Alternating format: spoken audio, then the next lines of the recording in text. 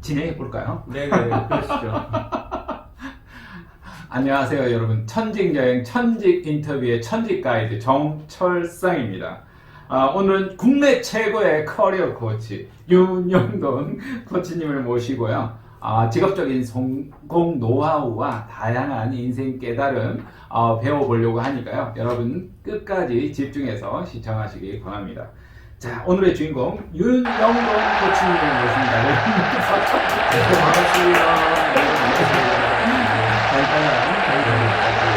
네, 반갑습니다. 저는 커리어 코치 협회의 부회장을 맡고 있고요. 윤 코치 연구소 소장을 맡고 있습니다. 반갑습니다. 네. 제가 원래 먼저 이렇게 말씀드리려고 했는데요. 강의하고 코칭하시고 책도 10여 권 이상 쓰시고 유튜브도 하시고 협회도 운영하고 계시고 사업도 하고 계시고 너무 다양한 활동을 왕성하게 하고 계십니다.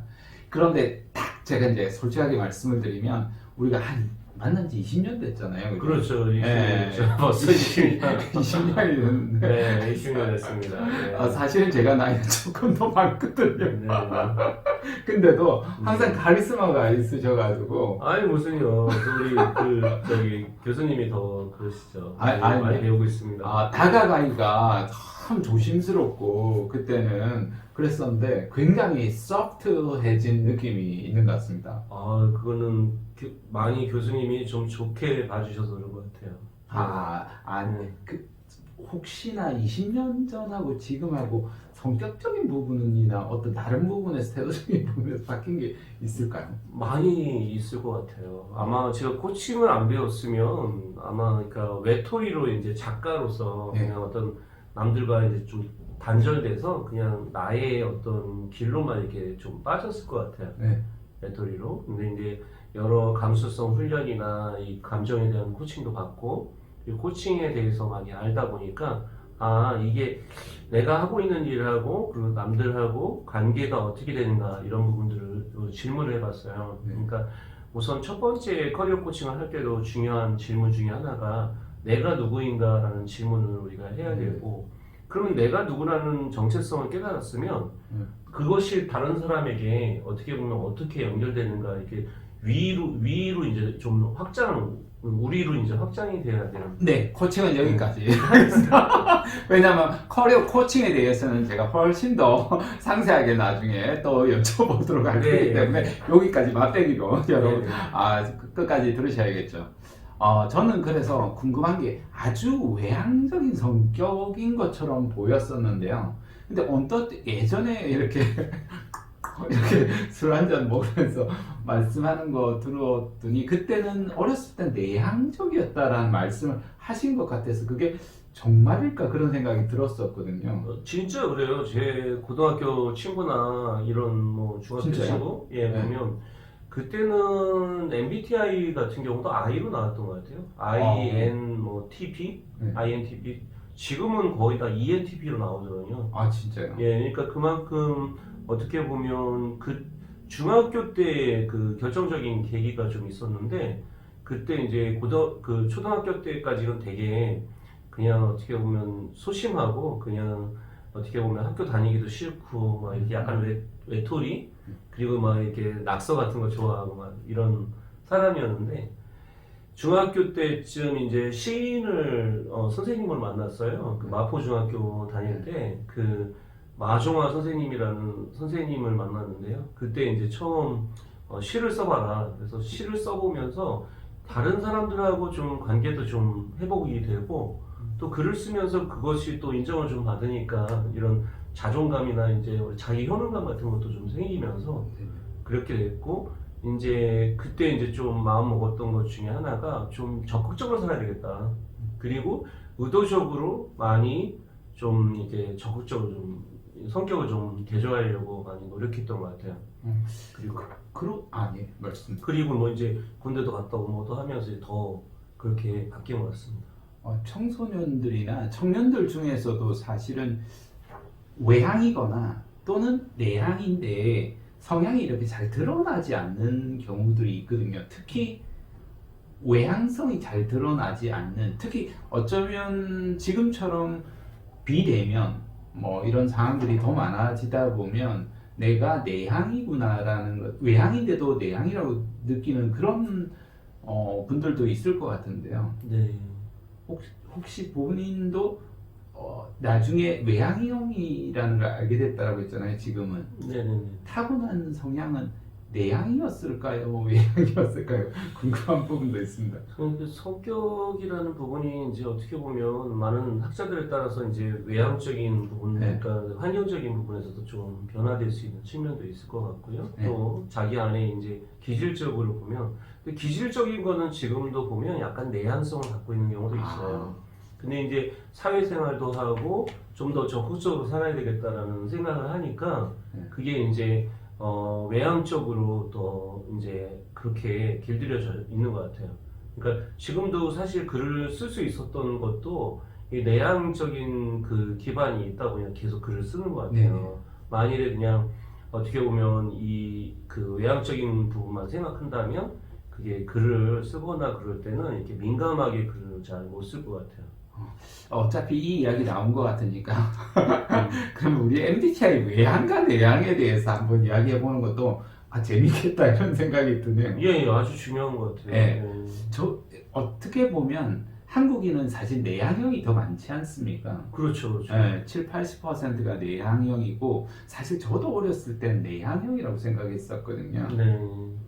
물론 믿기진 않으시겠지만 어렸을 때는 그랬었는데 어떤 촉발이 잘 안 되는 그런 환경들이 좀 있지 않나 이런 생각이 들어요. 부모님이나 특히 이제 학교에서나 어떤 돌출 행동이나 이런 것들을 사실 안 좋아하잖아요. 유튜브도 저 운영하다 보니까 와이프가 웃지 마라. 그게 다 너무 밝게 하는 것보다는 차분하고 진중한 게 오히려 요즘은 더 이제 이 비대면 코로나 시대엔 더 중요하다 이런 이야기를 하더라고요. 그것도 자기 색깔이라는 게 있을 텐데 우리가 너무 이제 어떤 우리 그 이런 사람이 돼야 된다 슈드라는 측면에 우리가 이렇게 가는 것 같아요. 그러니까 사실은 자기가 편한 옷을 입어야지 자기가 중요하게 오래 할 수 있을 것 같은데 그런 측면에서도 우리가 성격이라는 측면이 우리를 이루는 부분 중에 아주 단면인데 근데 그 부분이 사실은 너무 거기다 그 부분만 생기니까 이게 나이가 들고 뭐 할수록 중요한 게 저는 인격이라고 생각해요. 네. 그러니까 인격이라는 부분이 사실은 그 안에서 예를 들어서 저는 이런 경우가 많더라고요. 뭐냐면 외향적인 거는 밖에 나가서는 되게 외향적으로 이렇게 많이 사회생활도 외향적으로 잘 하고 있고 근데 집에 들어가거나 좀 관계적인 성향을 보면 어렸을 때서부터 내향적인 게 좀 많은 것 같아요. 그러니까 내 주변에 있는 사람들을 이제 컨트롤하고 주변에 있는 사람들하고 이제 잘 지내야 되니까 또 외향적이다 보면 아무래도 그 사람들의 생각보다는 내 위주로 이제 에고적으로 많이 생각을 할 수 있으니 오히려 상대의 부분들 그리고 아까 코칭이라는 말씀도 드렸던 이유도 상대의 말에 대해서 좀 경청해보고 상대에 대한 의중이 뭘까 고민을 하다 보니까 더 이제 성향이 그래서 그게 다 역할에 따라서 좀 달라지지 않을까. 그러니까 성격적인 측면으로만 살다 보면 다 어떻게 보면 자기 좋은 대로만 할 수밖에 없잖아요. 그러니까 우리가 성격으로만 살려고 하지 말고 성격에서 벗어나서 인격으로 살아야지 예. 되지 않을까라는 생각을 좀 해봅니다. 말씀처럼 인격을 이제 건강하게 가지는 것이 가장 중요하긴 한데요. 그러기 위해서 가장 나다워야 된다는 말씀이 다가왔고요. 어차피 이 이야기가 사실은 굉장히 많은 청소년도 고민하고 청년들도 고민하고 심지어 직장인들도 내가 내향이라는 성격 때문에 밖으로 어떤 직업을 선택하거나 관계를 맺어야 된다거나 그런 것에 대한 어려움 때문에 진로 결정도 굉장히 이제 뒤틀어지거나 취업 현장에서도 어려움을 많이 겪거든요. 그런 경우에는 어떻게 내향들이 이제 학생 때도 그렇고 청년들이도 그렇고 어떻게 그런 분들에게 조언을 하시는지 문득 좀 궁금한다 이런 생각이 듭니다. 저는 이제 우리가 착각하는 것 중에 하나가 뭐냐면 하나 예를 들면 영업을 잘하는 사람 하면 대부분 외향적인 사람으로 우리가 많이 생각을 해요. 근데 실제 영업을 잘하는 사람들 보면요 내향성이 강한 사람이 오히려 잘하는 경우도 많아요. 왜 그러면 상대에 대해서 잘 배려해주고 그리고 지속적으로 이런 관계를 만들어 보다 보니까 오히려 그것들이 나중에 그 사람에 대해서 레퍼런스가 좋아지고 그래서 영업이 더 잘 되는 거예요. 그래서 그런 측면에서 우리가 잘못 생각하는 것들이 너무 성격과 그 어떻게 보면 직업과의 관계를 너무 이제 도식적으로만 우리가 바라보는 부분이 있지 않을까라는 생각이 들어서 사실은 우리 안에는 저는 그렇게 생각하거든요. 우리 안에는 내향적인 성향도 있고 외향적인 성향도 있다. 100% 외향인 사람은 없고 100% 내향인 사람은 없다는 거죠. 네네. 그래서 그렇죠. 우리 안에서 내가 이걸 내향으로 쓸 수도 있고 외향을 쓸 수도 있는데 너무 성격을 자기 정당화 시키는 사람들이 많아요. 나는 외향이니까 그래. 그러면서도 이렇게 보면 상대 배려하지 않고 막 행동하고 그런 경우도 많잖아요. 네네. 그러니까 그런 측면에서 좀 더 좀 성숙된 부분에 우리 안에 뭘 쓸 것인가라는 관점에서 네. 그러니까 우리가 직업을 이야기했던 많은 학자 중에도 수포라는 학자도 뭐라고 얘기했냐면 역할에 대해서 되게 중요시 봤더군요. 그러니까 우리의 역할이라는 것이 내가 이런 역할을 맡았을 때 어떤 모습으로 내가 하는 것이 훨씬 더 나다워 보일까 그런 질문을 통해서 내가 어떻게 보면 만들어가는 것 같은 느낌이 들어요. 그러면 궁금한 것 중에 하나가 본인이 스스로 어렸을 때 내향이라고 생각했는데 외향으로 나아가게 되었던 어떤 촉발 요인이나 결정적 어떤 사건들이나 이런 것 계기가 있을까요? 그것도 막 있었던 것 같아요. 네. 저도 어떤 경우가 있었냐면 예를 들어서 이제 그러니까 내향으로만 살다 보니까 뭘 하더라도 적극적으로 하지 않는 그런 부분들이 있더라고요. 그냥 수동적으로 받아들이고 네. 그러다가 이제 뭔가 내가 적극적으로 하지 않으면 결국에 이 세상은 살아남기가 어렵다라는 생각이 들었었고 그래서 이제 그때 마음을 조금 더 친구를 사귈 때도 좀 더 적극적으로 해야 되겠다. 그래야지 친구 만들어지는 것도 아니잖아요. 우리가 같이 사귄다는 것도 어떻게 보면 서로 주고받고도 나중에 이제 쌓여나가는 거니까 그런 의미에서 좀 생각을 해봤고요. 결정적으로 저는 사실은 제가 일부러 좀 많이 경험을 많이 해봤던 것 같아요. 대학교 때도 그 압구정동에 가면 그 옛날에는 거기에 이제 맥반석 오징어 같은 거를 판매를 하면서 한 6개월 동안의 고생을 엄청 했어요. 겨울에. 알바를 예. 본인이 직접 직접. 알바가 아니라 직접 하는 그거는 이제 다른 분하고 이제 같이 한 거고 네, 나는 네. 거기서 이제 아르바이트를 한 거고 한 6개월 정도 그 아르바이트를 통해서 야 내가 지금 이렇게 부모님이 다 이렇게 해주셔가지고 학교 다니는 것만 해도 되게 소중히 한 거구나를 그때 이제 아르바이트 그 압구정동 네. 맥반석 구면서 그 날씨 엄청 춥더라고요. 그 압구정동에 그 광림교회 거기 지금 엄청나게 있잖아요. 거기서 거기 또 학원 다니는 사람들이 오면 또 일부러 그 잘 판매하려고 네. 그 맥반석에 그 오징어를 막 구워요. 일부러 아직 누가 시키지도 않은 냄새가 나잖아요. 네. 그러면 그 향기가 나면서 나니까 서로 사람들이 살려고 또 오는 네. 그런 부분들이 있었어요. 근데 한 6개월 동안의 그 경험들이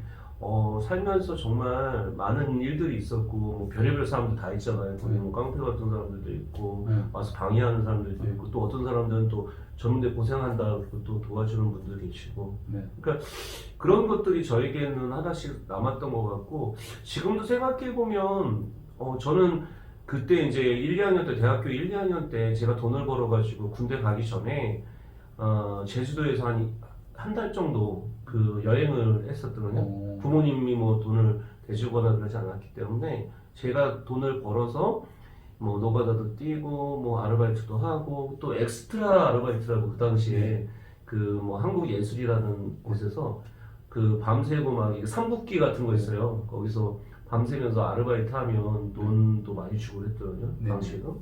그래서 그걸로도 그 돈 모은 거 가지고 지금 사람들 뭐 제주도에서 한 달 살기 많이 하잖아요. 저는 벌써 그때 이미 다 하셨구나. 이미 그때 군대 가기 전서부터 이런 것들이, 그러니까 어떻게 보면 그런 성격들을 좀 보면 그 우리나라의 성격은 아니고, 그때도 MBTI 제가 이제 강사 과정도 저도 해봤지만 가보면 진짜 사람이 적어요. 예.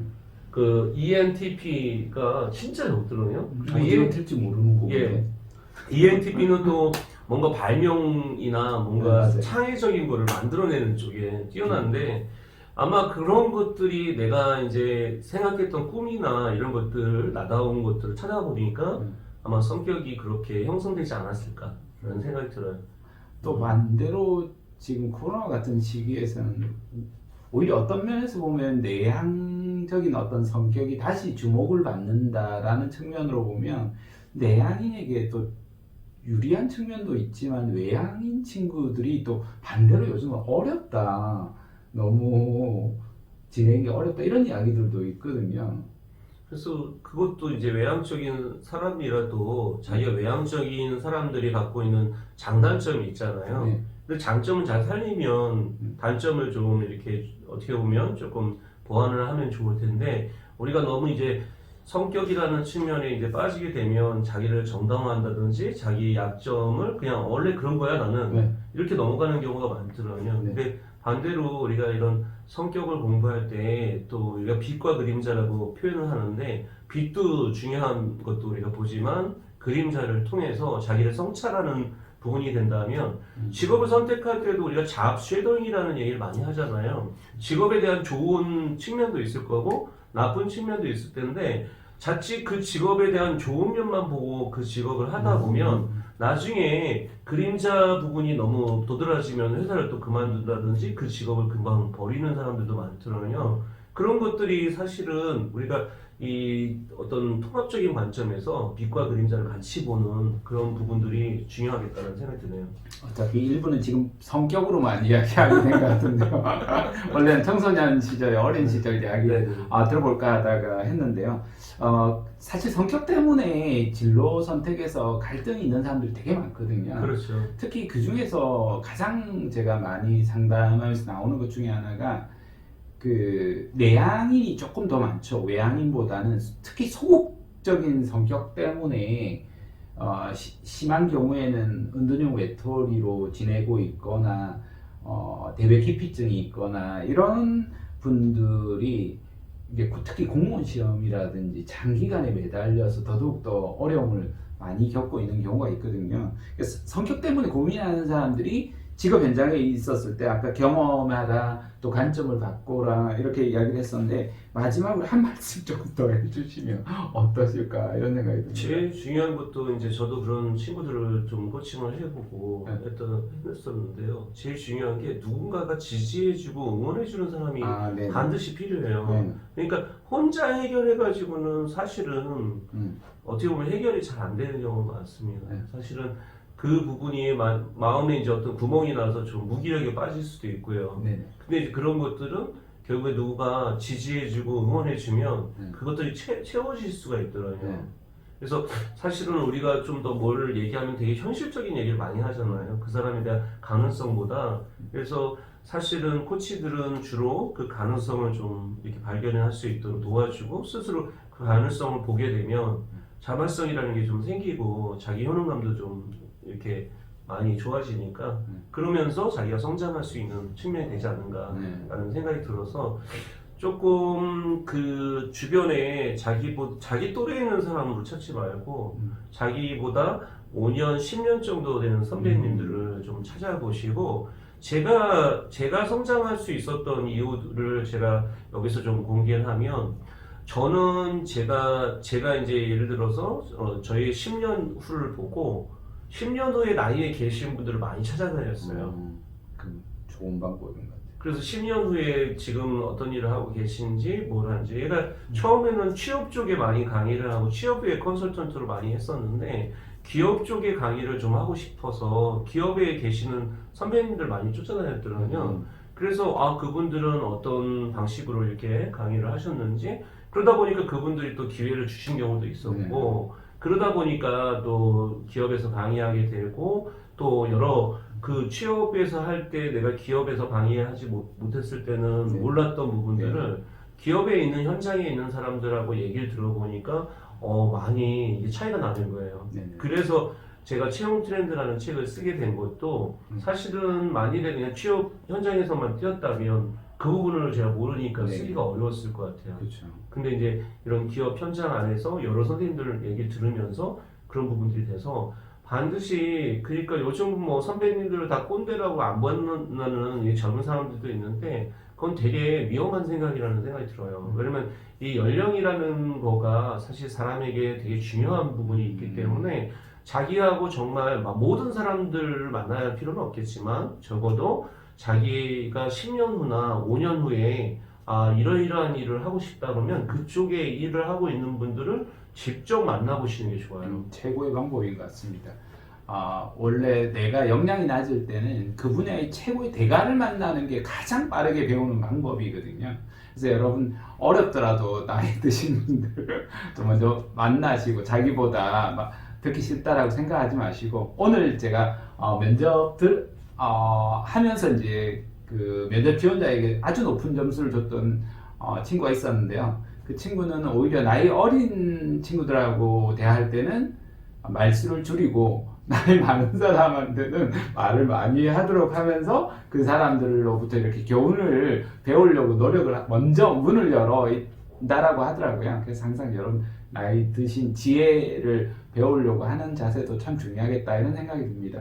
자, 1부는 여기서 일단 마치시고요. 2부에서 직장인 그리고 사회생활 하면서 창업도 이렇게 해서 크게 하나 하셨거든요. 그 이야기까지 들려드릴 테니까요. 여러분 2부에 뵙도록 하겠습니다. 여러분 모두 안녕. 네, 감사합니다.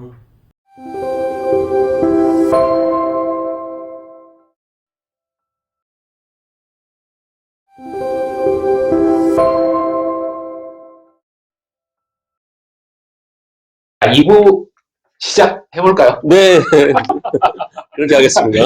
이야기가 원래 하면 끝도 없이 말씀을 잘 하시는 분이어서요. 여러분 이야기 계속 듣고 싶으실 겁니다. 윤코치님은 이렇게 사회생활, 직장생활 어떤 걸 했는지 이런 것들이 궁금하더라고요. 정말 다양한 분야에 관심사가 있어서 한 군데 직장생활 하기 쉽지 않으셨을 것 같은데 직장생활 경험은 있으셨는지 네, 했다면 어떤 직장생활 하셨는지 그런 것도 궁금합니다. 그러니까 제가 첫 직장은 교육회사에서 한 2년 동안 근무를 했었고요. 그리고 2년 동안 근무하면서 저는 이제 좀 호기심이 많다 보니까 시간이 좀 남더라고요. 그래서 나름대로 그 당시에 이제 IT 붐이었어요. 2000년대 IT 붐이어서 직장 생활을 하면서 나름대로 내가 뭘 해보면 좋을까 하다가 2년 정도 이제 직장 생활 끝나고 하우라이팅이라는 사이트를 하나 이렇게 오픈을 했습니다. 그 당시만 해도 이제 뭐 그게 오픈하게 된 계기가 맨 처음엔 네띠앙이라는 곳에서 홈페이지를 하나 만들어서 자기소개서 쓰는 방법을 이렇게 알려줬어요. 근데 이제 트래픽이 많이 걸린 거예요. 그래서 이게 개인 홈페이지로 갖고 있는 것보다 이게 홈페이지를 하나 만들어서 이렇게 하는 게 좋겠다. 그리고 그때 이제 제가 좀 공부를 해가지고 그 IT 쪽에 그 자격증 중에 국가 자격증이 정보처리 기사 자격증이라는 게 있어요. 그래서 그 자격증을 이제 학원에 다니면서 같이 배웠는데 그때 배웠던 친구들하고 같이 창업을 해본 거예요. 같이 어차피 공부를 같이 했으니까 우리가 이거를 좀 하나 만들어 보자 뭐를 그래야지 우리 프로젝트도 생기고 하니까 그래서 프로젝트를 하면서 하우라이팅이라는 부분을 했었고 그때 이제 처음 이 사이트를 오픈해서 했는데 그 당시에 이런 사이트가 뭐 국내 최초다 보니까 거의 뭐 많은 분들이 또 찾아오기도 했었고 다른 분들도 많이 찾아와서 좀 어떤 식으로 운영하냐 부분들을 이야기했고 취업에 관련된 컨설팅 쪽으로 이렇게 하다가 이제 뭐 지금은 제가 요거를 매각하겠다는 사람들이 있어가지고 매각을 하게 됐어요. 그러니까 여기 내가 가면 항상 돈을 얼마나 받았는지 매각을 하게 되고 조건이 근데 이제 매각하면서 조건이 뭐였냐면 이거를 좀 같이 운영을 좀 해줘야지 이 콘텐츠 가지고는 안 되니까 그래서 제가 이제 매각을 하게 되고 그때 이제 비즈폼이라는 회사에 들어가서 근무를 하게 됐어요. 그리고 거기서 뭐 이렇게 근무하면서 여러 선생님들하고도 또 같이 또 했었고, 그 전에는 이제 또 회사들을 이제 다녔던 데는 뭐 결혼정보 회사에도 다녔었고, 여러 군데, 결혼정보회사에도 예, 다니셨어요? 결혼정보 회사 다니면서 결혼했어요. 아, 진짜요?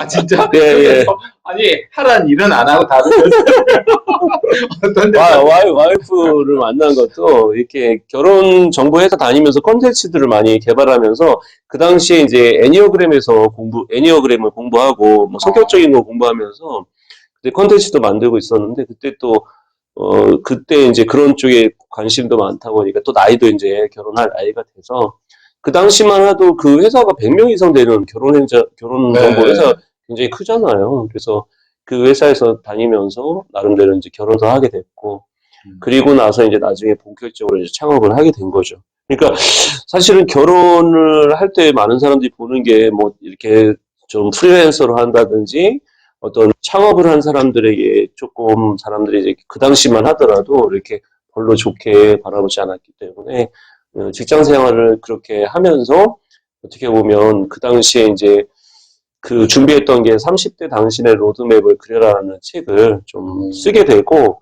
그 책이 결국에 저를 독립하게 만들어줬던 것 같아요. 그 책이 이제 중국에도 나가게 네, 되면서 저도 읽었습니다. 30대 당신의 로드맵을 그려라는 책을 통해서 제가 어떻게 보면 제 이름을 좀 사람들에게 퍼스널 브랜딩 할 수 있었던 계기가 됐고요. 그리고 나서 잘 또 이제 박사과정도 가서 공부도 하고 여러 또 이제 책을 그래서 그동안 한 20년 동안 한 20권 정도 책을 냈더라고요. 네. 그래서 한 1년에 한 권씩은 꼬박꼬박 책을 냈고 그 성실함은 있었던 것 같아요. 제가 다른 건 모르겠지만 뭐 잘하고 못하고를 떠나서 네. 꾸준하게 했던 것들이 있는 것 같아요. 그래서 뭐 저는 그게 아마 제가 지금까지도 버티는 힘이 꾸준함이 아닐까. 그리고 제가 이메일 밑에다가 쓰고 있는 게 또 뭐냐면 참고 기다리는 사람에게 반드시 열매가 맺는다. 참고 기다리지 않으면 반드시 어떤 부분이 없더라고요. 어떤 것은 우리가 조금 이렇게 금방금방 회사를 그만두는 사람들도 많은데 그러면 경력을 쌓을 시간들이 좀 부족한 것 같아요. 최소 제가 코칭할 때도 많이 얘기하는 게 어느 분야든 한 3년 이상은 좀 있어야지 자기 나름대로 그 분야에 대해서 좀 암묵치도 생기고 하는데 자꾸 분야를 자꾸 옮기고 직무를 자꾸 옮길수록 사실은 자기가 그 분야에 좀 전문성을 좀 회복하기가 어려운 부분이 있지 않을까라는 생각이 들어요. 지금 언뜻 떠오르는 제가 옛날 생각이 있습니다. 이게 한 2001년 정도에 윤코치님을 알게 됐던 것 같아요. 네네. 2000년 또는 2001년이에요. 네네. 네. 그래서 그때 커리어 코치라는 브랜드를 처음 썼어요. 예, 맞아요. 그래서 저는 그 브랜드가 싫었어요. 그러니까 자존심 상해서 근데 내가 원하는 딱 브랜드가 커리어 코치였어요. 근데 먼저 커리어 코치를 쓴 거예요. 그래서 저는 경력 관리 전문가, 뭐 경력 관리 코치, 뭐 다른 형태로 쓰다가 커리어 컨설턴트. 근데 아무리 해도 커리어 코치 되게 좋은 거예요. 이게 딱 붙죠. 그리고 모두를 다 설명하는 거예요. 나의 정체성을 설명하면서 어쩔 수 없이 이제 커리어 코치를 그다음부터는 인재개발 전문가도 많이 썼는데 아니야. 결국은 되돌아와서 커리어 코치로 썼거든요. 자, 커리어 코치를 왜 쓰셨는지 하고 그 당시에 네네. 일단 커리어 코치가 뭔지 아시는 분들도 많지만 아직도 모르시는 분들 되게 많거든요. 그 네. 이야기 좀 한번 해주시죠. 벌써 진짜 오래됐네요. 네. 자, 그때 커리어 코치라고 썼던 이유 중에 하나가 제가 취업 컨설팅을 많이 하다 보니까 근데 취업 컨설팅을 하다 보면 너무 이제 시야가 좁게 생각하시는 분들이 많은 거예요. 이 취업에서만 얘기해가지고는 이게 안 되겠구나. 그래서 해외 자료를 찾아보니까 해외에서는 이 커리어를 다루고 그 커리어 안에서 코칭을 한다. 컨설팅이 아니라 코칭을 한다라는 그 상대방의 입장에서 질문도 해주고 그때 이제 제가 자료를 찾아보고 해외에서는 이게 있는데 왜 우리나라에서는 안 하지? 그래서 우리나라에서는 이 부분이 좀 필요하겠다. 그래서 제가 한국경제신문사에 컬럼리스트로 계속 그 커리어 코칭과 관련된 글을 썼더니 그걸 보고 이제 책을 내자고 해서 30대 당신의 로드맵을 그려라라는 책을 썼고 그 책이 나오고 나서 한참 뒤에 마샬 렌치라는 선생님이 커리어 코칭이라는 책을 냈으니까 어떻게 보면 전 세계적인 관점에서도 우리 한국에서도 커리어 코칭을 그 당시에 그 30대 당시 로드맵이라는 책에도 제가 커리어 코칭이라는 걸 먼저 얘기했었거든요. 그래서 어떻게 보면 이게 이제 전 세계에 같이 움직이고 있는 상황인데 그런 부분에서도 이게 관점이라는 게 되게 중요하니까 지금은 이 커리어 코칭이라는 것이 보편화돼 있다. 그리고 그동안에 이제 커리어 코칭을 많이 하셨던 분들이 사실은 커리어 코칭을 안 하고 보통 커리어 컨설팅을 하시는 경우가 많았어요. 근데 이제 그런 것들이 어떻게 보면 좀 더 코칭적인 관점에서 좀 입장을 바꿔서 그들의 입장에 우리가 생각해 볼 필요가 있다라는 생각이 들어서요. 그때 이제 커리어 코칭을 해야 되겠다. 그렇게 하시고 나서 커리어 코치 협회를 설립하셨지 않습니까? 예, 예, 예. 커리어 코치 협회는 더더욱더 모르시는 분들이 많을 것 같아서 소개 좀 부탁드리겠습니다. 그러니까 저희가 이제 한국경제신문사라는 신문사에 한경닷컴이라는 닷컴이 있었고 그 한경닷컴에 교육센터에서 커리어 코칭 과정을 좀 열자고 해서 하영목 박사님하고 저하고 이제 그 당시에 이제 거기서 커리어 코칭 과정을 했는데 정말 놀란 게 첫 기수가 31명이 왔어요. 그리고 맥켄지 컨설턴트서부터 대기업에 계신 KT나 뭐 삼성 뭐 다 많은 분들이 오셔가지고 그걸 들으면서 너무 좋은 일이다 이게. 그래서 지금까지 사실은 계속 기수들을 하고 있고 근데 많은 분들이 이제 오해하실까봐 좀 말씀을 드리면 이 커리어 코칭을 하영목 박사님이나 우리 정재상 우리 부회장님하고 그리고 저하고 여러 번 이렇게 진행하면서 사실 이 커리어 코칭은 어떤 돈을 벌기 위해서 커리어 코칭을 했던 건 아니고요. 이 과정 안에 정말 이게 필요한데 많은 분들이 이 부분을 모르고 엉터리로 가는 경우도 많아서 좀 제대로 알려줄 필요가 있겠다 하는 어떤 이런 상황에서 저희가 저렴하게 진행을 해왔고요. 말도 안 되죠. 이게 돈도 예. 안 됩니다.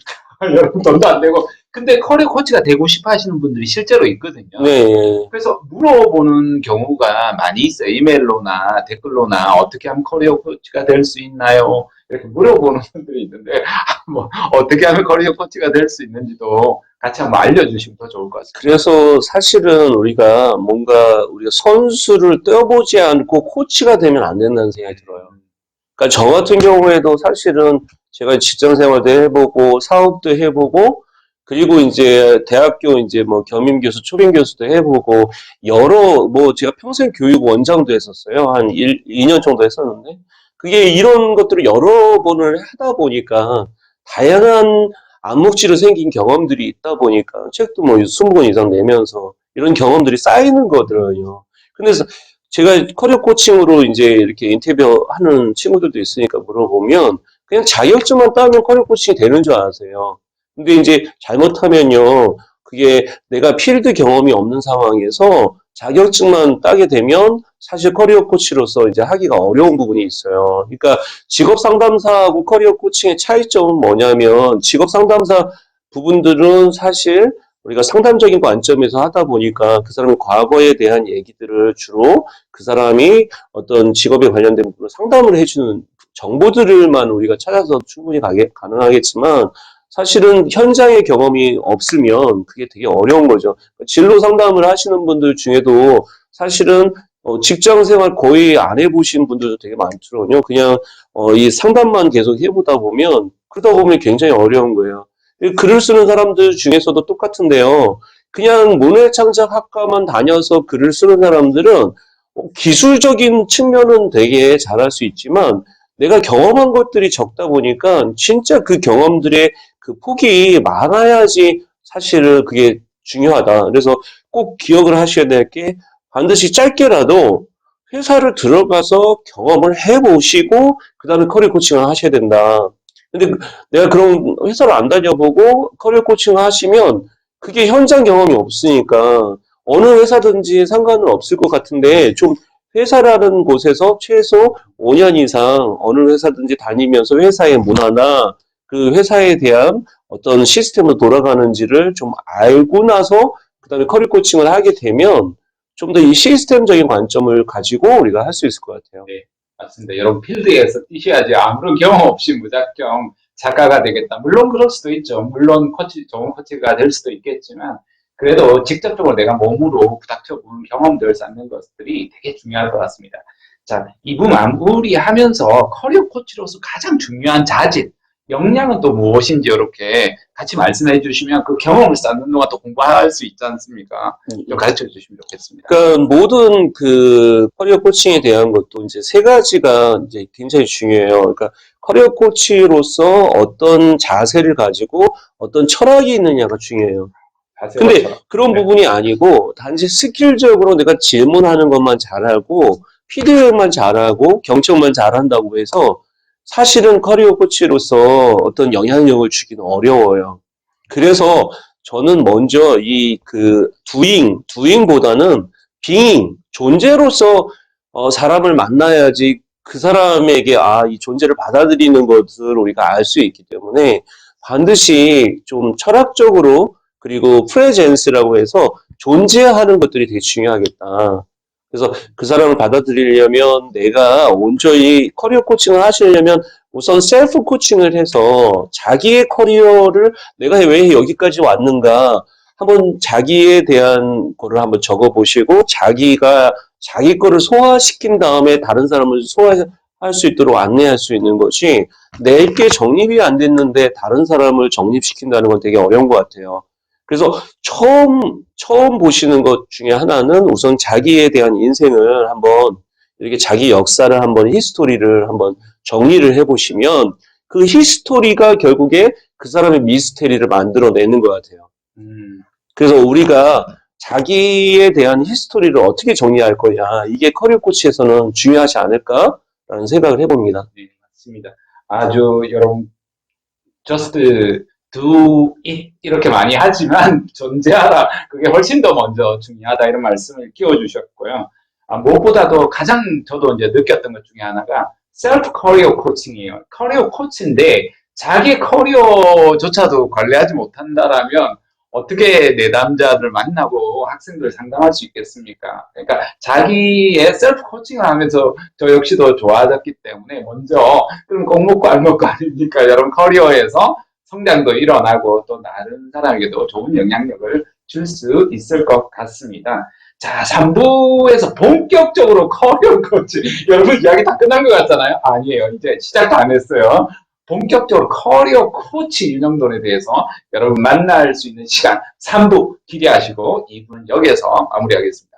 여러분 모두 안녕! 안녕.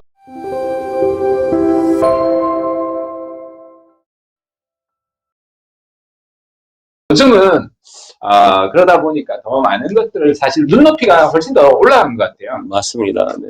사실 우리가 3부에서 드릴 이야기도요. 이 천직 찾기 프로젝트를 통해서 제가 천직 여행, 천직 인터뷰 프로젝트를 하게 되었습니다. 원래는 학생들이 천직이 어떻게 찾을 수 있냐 그런 건 없다 제가 이렇게 이야기했다가 엄청나게 혼나서요. 학생들한테 혼나서 천직을 찾은 사람들을 알려주는 게 훨씬 좋겠다 이런 생각이 들었습니다. 그래서 이렇게 천직을 찾은 사람들을 찾아서 성공 노하우를 전해드리려고 이런 프로젝트를 시작하게 되었는데요. 그래서 저는 이런 천직을 찾으신 분들을 천직 드리머라고 이렇게 이야기합니다.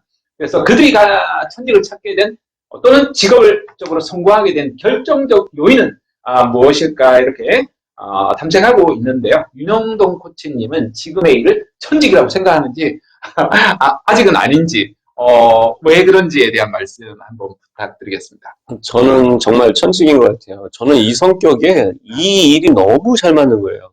직장을 어떻게 하겠어요?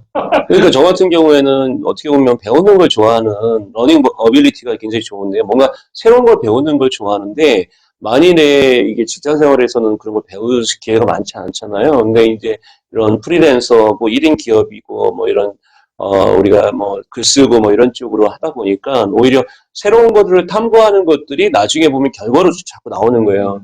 그래서 이게 필요 없을 거라고 생각해서 저도 뭘 공부했었는데 나중에 보면 다 필요한 거예요. 보니까. 그래가지고 이거를 요즘 이제 용어를 이야기하면 멀티 커리어리즘이라는 용어가 되게 중요하다라는 생각이 듭니다. 그러니까 뭐냐면 이게 다 연결돼 있어가지고 내가 어떤 경험이든 경험을 좀 해보면 그게 어떻게 쓰일지가 몰라요.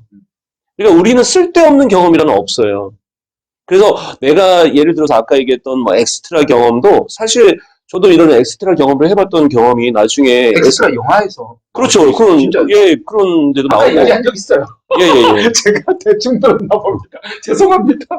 그래서 그런 것도 그 저기 한석규 씨 나오고 아, 진짜요?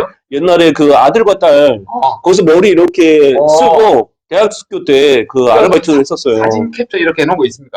저 찾아봐야 되는데 옛날에는 다 그게 있었는데 지금은 뭐 한번 찾아보면 어디서 있을 거예요. 네. 그래서 하여간 그런 것들이 이런 경험들이 나중에 뭐 SBS에 출연해가지고 출연하는데 그때 이 불 켜진 것들이 다 알고 하니까 그 담당자 그 PD가 얘기하는 게 선생님 방송 많이 저 처음인데요 막 그랬더니 깜짝 놀라는 거야.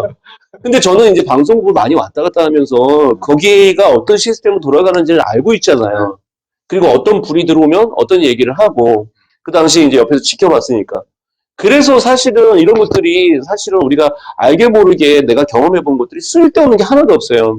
그러니까 요번에도 이제 뭘 하나 우리가 살 때도 보면 집을 사든 뭐 차를 사든 다 내가 경험해 본 것들이 나중에 다 도움이 돼요. 그래서요, 사실 아까 얘기했던 멀티 커리어리즘 꼭 기억하셔서 내가 하나만 뭐 전문가 된다? 이게 쉽지 않은 거예요. 왜냐면 하루 부만 파다가요, 정말 굶어 죽는 사람들 되게 많아요, 오히려. 시대에 필요하지 않은 부분들을 하다 보면 그 사람들이 이 시대와 필요한 부분하고 이렇게 맞춰야 되네. 직업이라는 것은 되게 현실이거든요. 근데 현실적인 부분은 너무 무시하고 이상을 추구하다 보면요, 결국 이게 문제가 될 수 있어요. 그래서 현실과 이상을 같이 보시는 게 되게 중요하겠다. 그래서 정말 내가 잘하는 부분, 저희 딸이 무용을 6개월, 그러니까 6년을 했죠. 어렸을 때 1학년 때서부터 초등학교 6학년까지 했으니까 유치원 다니면서 6년 동안 하면서 얼마나 많은 대회에 나가서 자기가 동상도 받고 뭘 했어요. 근데 어느 날 그 초등학교 6학년 애가 저에게 딱 와서 얘기하는 게 뭐냐면 아빠, 나 이제 무용 안 할게요. 그러는 거예요. 네. 그래서 너 무용을 6년이나 했는데 왜 안 하려고 해? 그랬더니 우리 딸이 얘기하는 게 뭐냐면 아빠 나는 진짜 죽어라 6년 동안 열심히 했더라. 아빠도 봤잖아. 근데 내 친구는 6년 동안 그냥 맨날 놀러 다니면서도 걔는 맨날 대상 받고 나는 진짜 죽어라 했는데 나는 동상밖에 못 받아. 그리고 내가 보기에도 걔는 진짜 타고난 것 같은데 나는 정말 진짜 열심히 해도 이 감각이 잘 안 나온다는 거예요. 그리고 나 그냥 공부하는 게 낫겠어. 지금 공부하는데 벌써 중학교 3학년이에요. 중요한 거는요, 이게 코칭적인 관점에서 누가 그만둬라 이런 게 아니라 자기가 자각할 수 있도록 환경을 만들어 주시는 게 되게 중요하겠다. 그래서 스스로 자기가 자각을 하면 나중에 후회도 안 해요. 부모님 상대를 안 해요. 저희 누님은 원래 이제 그림을 그리려고 했는데 아버님이 이제 반대를 하셨어요. 이제 그림을 그리는 사람들은 뭐 안 좋게 된다. 그래서 뭐 환쟁이라고 옛날에 하고 좀 낮게 봤었잖아요. 어른들은 잘 모르고 그렇게 이제 직업에 귀천이 없는데도 그런 부분들 잘 모르셨잖아요. 옛날 사람들이 많으니까. 그래서 누님은 이제 그런 어떤 부분을 못 하셨는데 나중에 보면 그 부분들이 많이 이렇게 쌓여 있더라고요, 보니까. 그래서 심리적으로도 우리가 뭔가 지금도 이제 부모님들도 많이 듣고 계시고 시청자들이 많으실 텐데 꼭 기억하셔야 될 게 뭐냐면 억지로 되는 건 없는 것 같아요. 그래서 본인이 내 마음에 어떤 내적 동기가 있는지를 보고 그 내적 동기가 필요 조금 못하더라도 나중에 점점 성장할 수도 있는 거거든요. 그리고 자기가 좀 어떻게 보면 잘 할 수 있는 거 내가 조금 인풋 아웃풋을 봐서 조금이라도 잘하는 쪽으로 가면 훨씬 더 성과가 좋은 것 같아요. 근데 내가 못하는데 진짜 열심히 하다 보면 그거는 오히려 현실적으로 좀 이렇게 리얼 쇼크를 줄 필요가 있을 것 같아요. 그 리얼 쇼크가 어떻게 보면 자기가 이제 진로를 결정할 때, 왜냐면 진로라는 것은 다시 누군가에게 돈을 받고 일을 하는 거잖아요. 근데 그거는 현실적인 부분이거든요, 사실은. 그 현실적으로 반드시 자기가 어떤 그쪽에 강점을 갖고 있는 쪽으로 본인이 좀 하시는 것들이 중요하겠다라는 말씀을 드리겠습니다. 항상 다음 답변을 먼저 주시거든요. 제가 질문 드리고 나면 답변을 주시면서 그 다음 답변까지 주세요. 원래 그 다음으로 제가 드리려고 했던 질문이 현재 이 천직을 하도록 만든 결정적 행동 촉발 요인이 뭘까 이렇게 말씀을 드리려고 했는데 이미 답변을 다 주셨어요. 기본적으로 여러분 내적 동기에 대해서 탐색하면서 배움에 대한 호기심, 그 다음에 세상에 쓸데없는 경험은 없다. 멀티커리어리즘 여러분 하시고 현실과 이상을 같이 보고 그리고 자각하는 이런 것들이 촉발 요인이 된다. 이렇게 답변까지 다 해주셨습니다. 그런데 이제 우리가 어떤 업을 꾸준하게 지속하는 게 어쩌면 더 중요할 수도 있거든요. 우리는 뭔가 깨달으면 다 세상이 바뀔 것 같지만 그렇지 않거든요. 그래서 이 업을 사실은 저도 옆에서 오랫동안 지켜봤고 한 20여 년 동안을 정말 꾸준하게 달려왔기 때문에 이렇게 지속하기로 마음먹고 취한 행동이나 노력은 무엇이 있을까 이런 것도 궁금합니다. 우선은 제일 중요한 게 어떻게 보면 제일 먼저 했던 거는 세상이 어떻게 바뀌느냐를 많이 트렌드를 공부했던 것 같아요. 그래서 뭐 보고서 같은 것들 많이 봤던 것 같아요. 삼성경제연구소면 삼성경제연구소에서 보고서 나오고 KB은행이다 KB은행에서 보고서 나오고 이제 해외 자료들도 맥켄지면 맥켄지의 보고서 같은 것도 많더라고요. 옛날에는 회사 다니면서 그 보고서를 좀 정리해야 되니까 그런 자료들을 봤던 것들이 지금은 사실 그게 다 연결되면서 이렇게 트렌드들을 어떻게 바뀌는지를 먼저 좀 알고 또 이 직업에 대해서 우리가 좀 안내를 해야 되다 보니까 직업에 대한 트렌드나 그리고 또 이제 채용 트렌드나 또 이런 부분들을 계속 공부를 했던 거예요. 그러다가 제가 이제 천지 세미나라고 그 저기 일본의 그 히데라는 마법의 코칭의 저자 히데라는 사람이 있어요. 그 히데라는 사람이 이제 한국에 와서 그 천지 세미나를 하는데 그때 거기 강의를 들으면서 그 같이 이제 내 미래를 좀 이렇게 그림을 그려 나가면서 그때 이제 히데가 질문을 저에게 줬던 게 뭐였냐면 너무 이제 현실적으로 한국 내에서만 생각한다. 좀 시야를 좀 더 글로벌하게 좀 가지면 어떠냐라는 그 의견을 줬었고 그때 아 내가 너무 이렇게 좀 협소하게 한국적인 관점에서만 봤구나. 그리고 좀 더 시야를 넓히면서 아 그럼 세계적인 채용 트렌드를 좀 관련된 것들을 좀 책으로 내서 우리나라에 좀 기여를 하면 좋겠다. 그런 쪽에 이제 전문적으로 하는 사람들이 없고 누군가 좀 전달을 해줘야 되는데 이런 부분들이 없구나.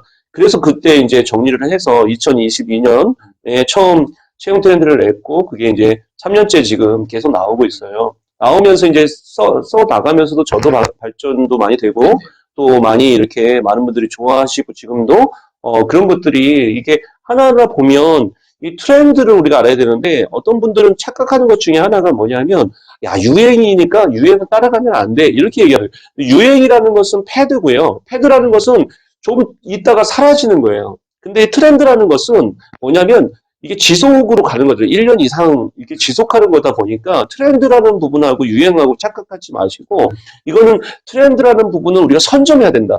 유행은 따라가면 안 되지만 이 트렌드는 선점하는 게 중요하고 그 선점이라는 효과가 이 사업에서도 중요하고 직업에서도 중요하더라고요. 그래서 먼저 이렇게 앞서서 어떻게 보면 선점할 수 있도록 모든 부분들이 희소성의 원칙이니까요. 자기가 희소성의 원칙에서 어떤 상품을 만들더라도 많은 상품이 있는 곳에서 거기서 내가 선택되기는 어렵잖아요.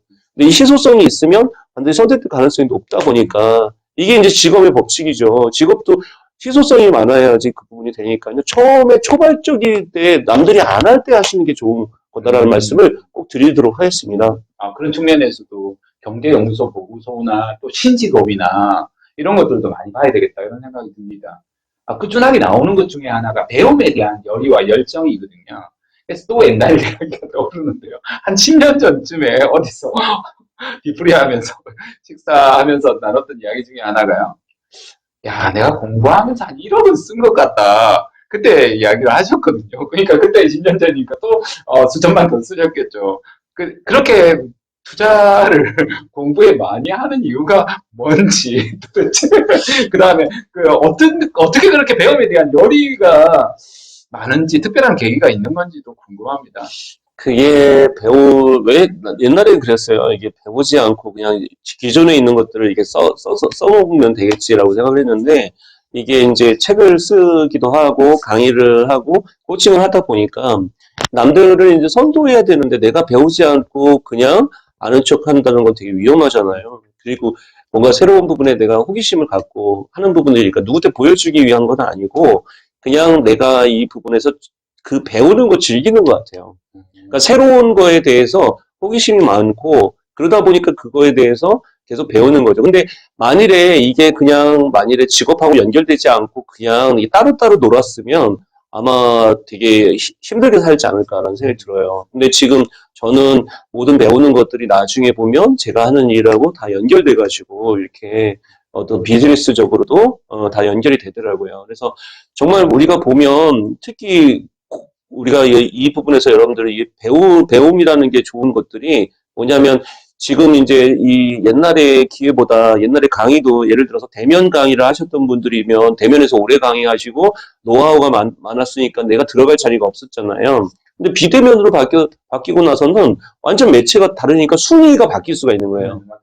그러면 비대면에서 제가 비대면 빨리 저도 접하고 빨리 이제 뭐 줌이나 뭐 다른 화상이나 빨리 해가지고 뭐 이렇게 지금도 뭐 이렇게 뭐 여러 가지로 그 삼각대도 사고 뭐 이렇게 보면 조명도 사고 뭐 조명 없어도 되죠. 근데 중요한 거는 조금이라도 조명이 있으면 얼굴이 밝게 나오잖아요.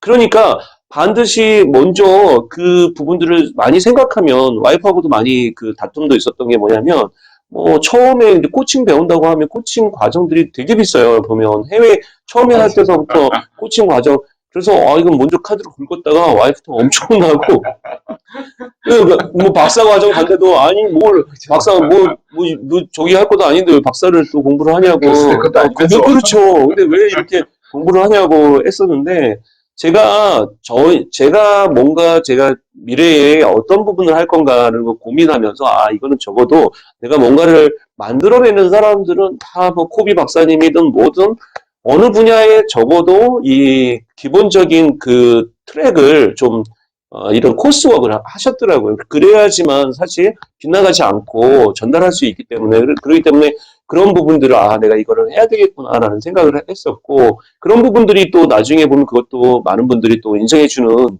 측면이 있으니까 사회적으로도 그러니까 모든 사람들이 굳이 뭐 박사를 할 필요도 없는 거고 내 일에서 그 일이 나에게 플러스가 되느냐를 좀 찾아보는 게 중요한 것 같아요. 그래서 저는 어떤 분 중에 제가 아는 분 중에도 보면 그냥 배우기만 하고 써먹지를 못하는 사람 되게 많아요. 그냥 관심만 있어서 막 배우긴 하셨는데 나중에 보면 그거를 전혀 못 쓰시더라고요. 오히려 안 배우고도 잘 쓰는 사람들도 많거든요. 그래서 우리가 배우는 거에 너무 집착하는 것도 문제가 있다. 오히려 그게 독이 될 수도 있으니까 정말 그게 배울 때도 우리가 이 부분이 나에게 필요한 건가? 그리고 그게 이제 시간 관리적인 측면에서도 이걸 배웠을 때 내가 플러스가 되는 부분이 있을 거고 아닐 수도 있잖아요. 그러니까 제가 한 가지 예를 들어볼게요. 그러니까 작년에 제가 이제 리더십에 대해서 고민을 하면서 리더십 과정들을 많이 들었습니다. 여러 그 뭐 진성 리더십 아카데미에서 진성 리더십도 들었었고 그 다음에 그 패스파인더 과정도 들었었고 리더십과 관련된 걸 공부를 계속하면서 정리해서 뭐 이렇게 페이스북에도 올리고 그 다음에 뭐 이렇게 브런치에다가도 리더십에 대해서 많이 정리를 했더니 어떤 신문사에서도 리더십과 관련돼서 또 글도 써달라고 해서 리더십도 글도 쓰게 됐고 또 올해 들어오면서 리더십과 관련된 또 강의도 잡히는 거예요. 그러면서 그 보면서 느끼는 게 뭐냐면 내가 배우는 것들을 나 혼자만 그냥 알고 있었다면 대부분 그것들이 내가 뭘 하는지 모르잖아요, 사람들은요. 근데 그런 것들을 어떻게 보면 나도 정리하고 다른 사람에게도 알리기 위해서 공유를 했던 거죠. 그래서 이 교학 성장이 일어난 것 같아요. 그래서 우리가 배우는 거를 그냥 여러분들이 혼자 그냥 알고 있으면요. 그거는 여러분이 나중에 보면 그냥 고이게 돼요, 이것도. 근데 고이지 않으려면 자기가 배웠던 것도 같이 나누고 같이 공부할수록 더 그게 눈덩이도 불어나듯이 더 불어나는 것이 아닐까라는 생각이 듭니다. 다음 답변 또 해주셨습니다. 제가 히로나카 헬스케의 학문의 즐거움에서 배우는 것 자체가 재밌다, 즐기기 위해서 배운다. 어떻게 하면 즐길 수 있을까요? 배우는 걸 하려고 했었는데 써먹어라. 그냥 순수하게 배우기만 할 것이 아니라 그것을 활용해야 즐거움도 또 경제적 이득도 들어온다라고 이렇게 말씀해 주셨습니다. 그럼 지금까지는 다 이렇게 다 들어보면 다 혼자 이제 잘나신 것 같잖아요. 실수 없이 모든 걸 다 한 것 같지만 분명히 어려웠던 과정이나 실패 경험도 있으셨을 것 같은데요. 그런 게 어떤 게 있었는지 어떻게 극복했는지 이런 것도 궁금합니다. 그러니까 첫 번째 아까 말씀드렸던 것처럼 제가 이제 창업을 했는데 창업을 해가지고 1년하고 2년 정도 하면서 깨달았던 게 뭐냐면 내가 경영자로서의 여러 수업도 안 받아보고 창업가로서 뭐 이렇게 물론 이제 사업계획서 교육도 받고 뭐 여러 가지 그런 쪽은 많이 글 쓰는 쪽은 잘 이렇게 했었지만 직접 창업을 많이 해본 건 아니다 보니까 그러면서 이제 그 돈은 계속 들어가는데 이 인컴이라는 게 IT라는 곳이 한꺼번에 막 돈이 들어오지는 않잖아요. 그러다 보니까 그때 그러면 이제 직원들이 처음에 5명 가지고 이제 시작을 했더니 이제 한 분씩 한 분씩 이게 어떻게 보면 그만두게 해야 되는 그 마음이 어렵죠. 이게 쉽지 않더라고요. 그리고 나중에는 이제 직원 1명 놔두고 제가 이제 그럼 취업을 하고 이제 어떻게 보면 이거를 정리를 해야 되겠다라는 생각을 했었었고요. 그래서 그런 것들이 마침 또 좋은 기회가 돼서 또 매각을 할 수 있었던 좋은 시점이 됐는데 지금 와서 생각해 보면 그런 것 같아요. 그때 제가 깨달았던 게 내가 창업을 해서 창업을 해가지고 할 수 있는 부분들은 그런 쪽에 달란트가 있고 그런 성격이 잘 맞는 사람들이 있고 또 이렇게 또 어떤 좀 이렇게 계산도 잘하고 이런 부분이 좋은데 저는 이제 아이디어는 되게 좋고 그런 것들이 있지만 그 비즈니스를 또 하는 능력은 또 다른 거예요. 그래서 저도 이제 창업 쪽에 이제 있는 사람들을 많이 만나보면 정말 그 셈이 빨라요, 이렇게. 이게 금방 어떻게 하면, 어떻게 구현하면 이게 어느 정도의 돈이 들어오고, 그런 걸 금방 잘 이렇게 인지하더라고요. 근데 저는 그거를 이제 구현하는 것까지는 잘 만들어낼 수는 있지만, 그것들이 나중에 이제 금액으로 어떤 식으로 모델링을 해서 이렇게 이제 사업을 많이 해본 사람들이 그런 것도 잘 하니까 그쪽 분야에 이제 또 전문가들이 또 있다 보니 저희 만나보니까 이게 다 전문 영역이라는 게 다 필요하구나. 그래서 그때 이제 제가 깨달았던 것 중에 하나는 제가 이제 저는 1인 기업으로 이러이러한 일을 하면서 이제 어떻게 보면 큰 회사를 이제 운영하거나 이런 것보다는 그냥 소소하게 이렇게 좀 연구하고 그런 쪽에 그러니까 조금 이제 좋게 얘기하면 그런 거고 나쁘게 얘기하면 좀 그런 어떤 이런 셈이 좀 좋지 않다 이런 거죠. 그걸 깨달았기 때문에 잘하신 거예요. 예, 그래서 그런 부분들이 지금도 그런 부분들을 어떻게 보면 지금도 제가 하는 일에 적합하게 잘 맞는 것 같아요. 예. 그러니까 오랫동안 어쩌면 꾸준하게 갈 수 있고 본인이 좋아하는 진짜 공부를 진짜 하게 되는 게 아닌가 이런 생각이 듭니다. 자, 힘들었던 순간들이 있었다면 지금까지 살아오면서 가장 행복했었던 순간 또는 내가 아주 엄청난 성과를 냈었던 어떤 기쁨의 순간 선택.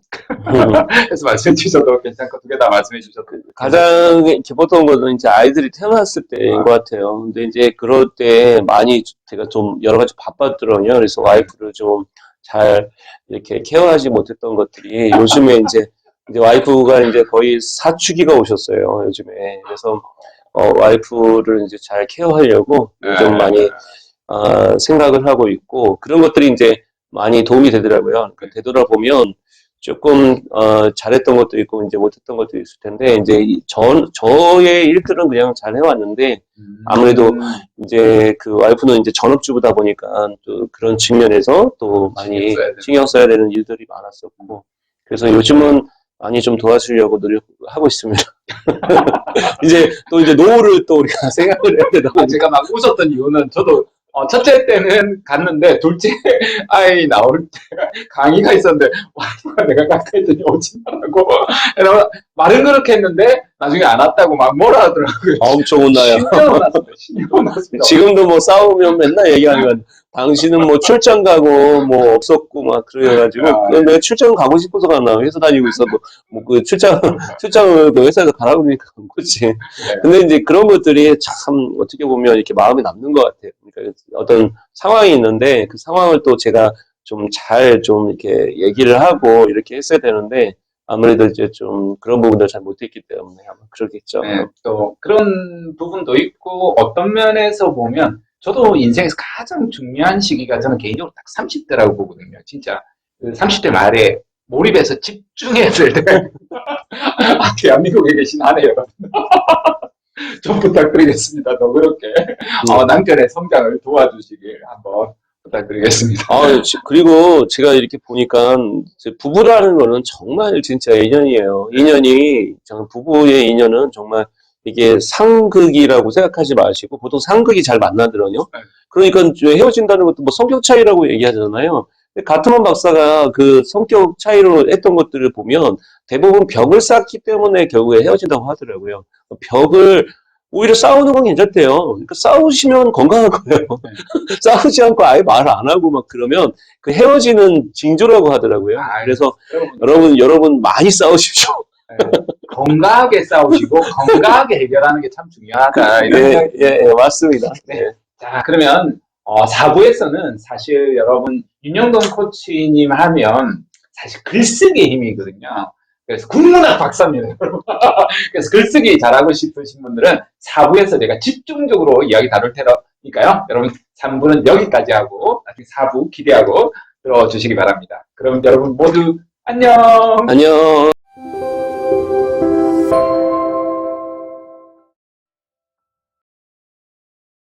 여러분 4부로 돌아왔습니다.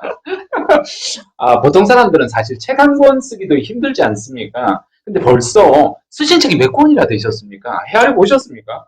20권이라고 네이버에서 알려주시더라고요. 네이버님이 알려주셨군요. 도대체 살아온 시간이 얼만데, 첫 번째 책부터 쓰기 시작해서 지금까지 그러면 1년에 한 권 쓰신 겁니까? 예, 그 정도 된 것 같아요. 평균. 네. 어떻게 이렇게 빠른 시간 이내에 책을 쓰실 수 있는지요? 집필 노하우도 좀 알려주시면 고맙겠습니다. 좋은 방법 중에 하나를 오늘 알려드리도록 하겠습니다. 우선은 이제 우리가 책을 읽고 또 그리고 글을 쓰는데 많은 사람들이 이 글을 쓰려고 하는 사람들의 문제점 중에 하나가 뭐냐면 책을 안 읽고 글을 쓰려고 해요. 제가 그런 경우 많습니다. 그래서 제가 그 글쓰기 코칭을 하면서 느꼈던 거는 뭐냐면 내가 필력이 생기려면 독습이 돼야 돼, 독습. 독습이라는 게 뭐냐면 읽는 힘이 있어야지, 그리고 습관화돼야지 그것들이 읽는 힘이 있거든요. 근데 우리가 유튜브만 보면 뭐가 문제가 되냐면 이 유튜브에서 소리 얘기해주고 말만 하다 보니까 내가 읽는 힘이 이게 약해져요. 그래서 이 텍스트를 읽는 문해력이 좋아져야 되는데 문해력이 약해지는 거예요. 그래서 제가 그 글 쓰는 힘 중에 하나는 뭐냐면 책을 한 권이라도 한 달에 한 권씩이라도 내가 읽을 때 그냥 건성으로 읽지 말고 손으로 밑줄을 치면서 읽어보시는 게 좋아요. 그러면 이게 손이 움직이면서 수독이 되니까 제가 손으로 읽다 보면 이 머릿속에 이게 남는 게 많더라고요. 그래서 대부분 사람들이 눈팅으로 책을 읽는 거예요. 그러니까 눈으로 책을 읽으니까 나중에 다 읽었는데도 몇 권 막, 1000권 읽었다고 하는데 얘기를 보면요, 이 깊이가 없어요. 왜 그러냐면요, 그냥 후키만 하는 거예요, 그냥. 그리고 남는 게 없는 거예요. 그래서 책을 읽더라도 남으려면 우선 손으로 밑줄을 치고 하나씩 내가 필사를 해보시는 게 제일 좋은 방법이다. 이 말씀을 꼭 드리고 싶습니다. 사실 필사는 더 어렵습니다. 책 읽는 것보다 속도는 3배 정도는 걸릴 겁니다. 그래서 책을 많이 읽는 다독으로 가지 마시고요. 책을 하나 선택할 때 좀 눈을 높여서, 이 책이 내가 예를 들어 코칭책 하면 코칭책이 한 1000권 이상 되더라고요. 그럼 그 중에서 진짜 코칭의 시조가 누구냐 찾으면 존 휘트머스 경이라고 해서 영국에 되게 경까지 올랐던 분이더라고요. 그 책을 하나 딱 찾아서 성과를 위한 그 리더십 코칭이라는 책인데 그 책을 제가 옛날에 읽었다가 최근에 지금 읽고 있어요. 근데 지금 읽으니까요. 와, 경험이 있고 읽으니까 굉장히 그 비유법이나 하나하나 다 다르게 느껴지는 거예요. 저도 읽은 것 같은데 기억이 한 20년 전인데. 그러니까요. 근데 그런 것들이 사실은 이런 것들이 책을 읽을 때도 시점이 중요해서 내가 경험한 거하고 이 책에 또 부분이 있어서 깊이가 있어서 그리고 대부분 책이 제가 한 번 읽었다면 내가 읽었으니까 안다고 생각해서 다시 읽는 재독을 안 하더라고요. 저도 반성합니다. 그래서 좋은 책을 많이 읽는 게 중요하지 그냥 많은 책을 읽는 거는 좋지 않다 오히려. 그래서 그런 것들을 책을 하나 잡더라도 좋은 책을 선정할 수 있는 안목을 갖고 선정하신 다음에 그 책을 조금 손으로 내가 이렇게 다 필사할 필요는 없고 아까 얘기했듯이 내 마음에 울림을 줬던 부분들을 좀 밑줄을 쳐가면서 이렇게 그 다음에 읽으면 훨씬 거기 그 선생님이 얘기하셨던 것 중에 하나가 뭐냐면 우리가 잘못하면 이게 사수라고 해서 그 활을 담겨가지고 했던 사람을 우리가 어떻게 보면 나무라는데 사실 그 사람을 나무해봤자 결과가 달라지지 않는다. 오히려 비난하고 비판해봤자 코칭으로서 효과는 떨어진다는 거죠. 오히려 그들이 갖고 있는 그 부분들을 얼마큼 내가 요렇게 해가지고 왼쪽으로 12cm 옮길 수 있을까를 그 사람에게 알려주고 자기가 그거를 계속 조정해 나갈 수 있도록 셀프 코칭을 할 수 있도록 해주는 게 좋다. 그거를 이제 어떻게 보면 사수에 비유해가지고 설명을 하시는데 그런 것도 되게 와닿더라고요, 보니까. 그래서 그런 것들을 밑줄을 치면서 읽으면 나중에 내가 머릿속에 그 노트를 봐야지만 기억나는 게 아니라 내 머릿속에 이 그림이 나와 있더라고요. 그래서 반드시 저는 밑줄을 치면서 좀 읽어보시기를 좀 권해드리겠습니다. 밑줄 여러분 치시면서 또 좋은 문장 필사를 하시고요. 글쓰기 요령을 알려달라. 이렇게 하면 사실은 굉장히 광범위한 거거든요. 하나의 책 한 권으로도 모자라고 강의 한 시간으로도 모자랄 것 같은데요. 그래도 한번 저는 개인적으로 궁금한 거 한번 여쭤보고 싶습니다. 글쓰기 요령 중에 요즘 가장 어려운 것 중에 하나가 제목 잡기입니다. 어떻게 하면 제목을 좀 먼저 잘 잡을 수 있는지 하고 그 다음도 한번 여쭤보도록 하겠습니다. 제목을 잡는 것도 유튜브도 제목을 잡을 때 많은 사람들이 유튜브 제목하고 블로그 제목하고 비슷하게 잡으면 유튜브는 잘 안 돼요. 그래서 그거를 우리가 이제 맥루한이라는 사람이 매체별로 다르다고 했잖아요. 네. 매체별로 접근하시는 게 좋아요. 글쓰기도 내가 책에서 쓸 때 책 제목을 정하는 건지 아니면 칼럼을 쓸 때 칼럼 제목을 정하는 건지 아니면 유튜브의 제목을 정하는 건지 아니면 내가 블로그의 제목을 정하는 건지 다르게 접근하라. 그리고 그 매체가 있으면 제가 이제 사보에다가도 컬럼을 쓰다 보니까 사보에 이제 컬럼을 의뢰하면 뭐 이게 30만 원이다. 30만 원 정도 쓰고 A4 용지 한 장 반 정도 쓰게 되더라고요. 그러면 그걸 쓸 때 제가 꼭 물어보는 게 뭐냐면 이게 어디에 어느 위치에 들어가느냐를 꼭 물어봐요. 그 왜 물어보냐면 실제 앞에 어떤 얘기가 있고 이 매체가 어떤 매체인지에 따라서 사실은 내가 전달하는 톤이나 전달하는 컨텐츠가 달라질 수 있더라고요. 근데 만일 우리가 강의할 때도 똑같잖아요. 강의할 때도 내 앞에 어떤 강의가 있었고 내 뒤에 어떤 강의가 있는 맥락을 우리가 알면서 강의를 해야 되는데 그냥 뭐 2시간이요? 그럼 2시간 강의하게 되면 앞에 있는 사람하고 중복되고요. 뒤에 있는 사람하고 또 중복돼 버려요. 그러면 내 시간을 제대로 어떻게 보면 소화가 나는 잘했다고 해도 강의 평가는 나쁘게 나올 수 있습니다. 그래서 반드시 내가 어느 위치에서 어떤 톤으로 써야 될지를 먼저 생각해 보시는 것. 글을 쓴다는 것은 내가 쓰는 것이 아니고 중요한 거는 그걸 읽는 사람이 어떻게 읽을 건지를 먼저 판단하면 입장을 바꿔놓고 생각하면 훨씬 더 좋은 것 같아요. 그래서 저는 이제 글을 쓸 때 내 입장을 좀 나의 에고를 좀 내려놓는 게 제일 중요하다. 그래서 오히려 내 입장을 쓰다 보면 내가 이게 잘못 쓸 수가 있으니까 오히려 이 글이 어떤 위치에서 어떤 걸 요구하는구나 그 요구 조건을 좀 생각해보고 그 안에서 내가 쓴다면 어떤 방식으로 써야 되겠구나 그때부터 보면 오히려 포커싱이 되니까 글이 금방 나오게 되더라고요. 근데 이제 그런 것들이 없이 그냥 너무 프리하게 글을 쓰게 되면 이 조건들이 없으니까 오히려 광범위한 그 부분들이 나오는 것 같아요. 그래서 조건을 좀 찾아봐가지고 내 글이 어느 위치에 실릴 것인가를 좀 생각해 보고요. 그리고 내가 뭐 노트에다 쓴다, 뭐 일기 쓴다 그러면 자유롭게 쓸 수 있겠죠. 에세이 같은 경우도 우리가 실수하는 게 뭐 그냥 붓 가는 대로 쓰면 된다. 말은 그렇게 하지만 사실 붓 가는 대로 쓰면요, 그 에세이가 아니더라고요. 에세이라는 것도 여러 가지 형식들이 있어요. 그래서 그 형식이 우리가 경수필이라고도 하고 중수필이라고도 하는데 경수필이라는 것은 좀 심전 잡기 같은 식으로 자기의 이제 이야기들을 좀 사생활로운 이야기를 하는 거고 중수필은 철학적인 부분들을 좀 얘기하는 것처럼 약간의 이제 그 자기가 어느 톤으로 갈 거냐를 좀 정해 볼 필요가 있더라고요.